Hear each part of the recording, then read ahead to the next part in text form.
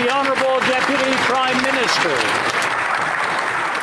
Mr. Speaker, today Canada, together with our allies, took unprecedented action against a world-leading economy.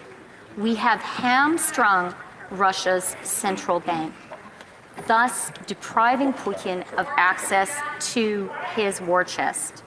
We have shown that sanctions do work and Fortress Russia is exposed.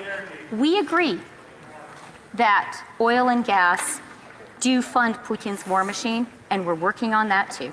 And we must target sanctions that will really hurt Putin, and that means the oligarchs. We have to target the oligarchs and their wealth. That is how we can really make a difference and put pressure on President Putin. Other tools, other sanctions, and other efforts will not work, unfortunately, because this is not a normal circumstance. But if we target the oligarchs, there we can exert pressure, and there we can hit Putin where it hurts. Mr. Speaker, I would like to say in French that we are in support of the Ukrainian people. Canada and Canadians are united in their support to the Ukrainian people and their extraordinary president. Ukrainians are fighting for themselves and for us all. I would like to benefit from this opportunity to tell them that all of Canada respects them and admires them.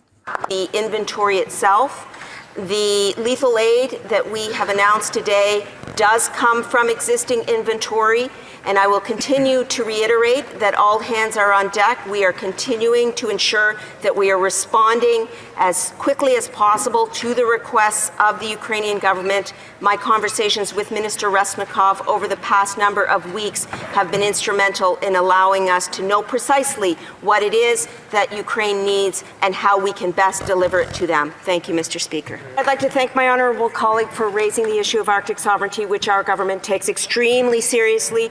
We are making landmark investments in this area, conducting joint exercises in the Arctic, purchasing 6 Arctic offshore patrol ships, enhancing surveillance.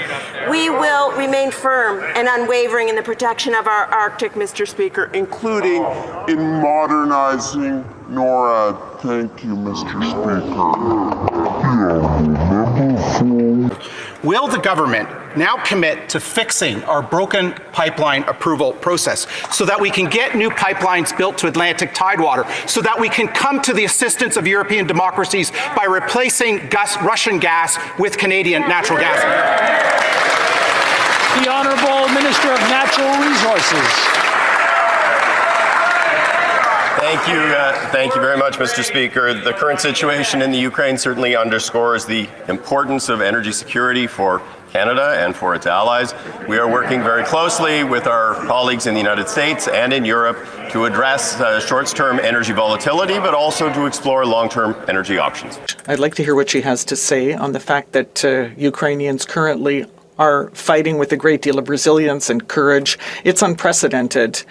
There are some 500,000 Ukrainians who have fled, and we may be called upon in the future to avoid the errors of the past. So we need to be ready, and I'd like to hear what the minister has to say on how the CAF is ready to play a humanitarian role.